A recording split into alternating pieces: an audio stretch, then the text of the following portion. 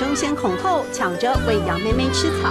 冲鼻的羊骚味混合青草香，都是新鲜有趣的初体验。排队帮羊妈妈挤奶，牧场主人江长利扯着嗓门卖力带活动，一边为孩子解说。那内内长在哪里？有人会说啊，内内是不是长胸部？其实内内不长在羊的胸部，是长在腿部、两腿之间。然后羊妈妈有胡子是山羊，人类的胡子也很发达，就叫山羊胡。在游乐中探索生命，都市长大的小朋友来到这里，不仅吃过猪肉，还终于能看到猪走路。猪很可爱，对不对？对不对？也可以当宠物，对不对？还有很大功用哦，它的器官可以监视人类。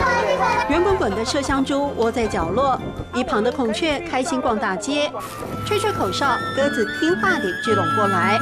整片园区里到处都是可爱动物，活教材随处可得。本来就想开牧场，然后也想养很多的动物，开动物园。那刚好也开了牧场，也有人送那么多动物，所以我就把它兼具了。接近动物，体验生活，欢乐的农场寓教于乐。大家一起来，客家话怎么说？太嘎香哈美耶！太嘎穷哈来，太嘎穷哈来。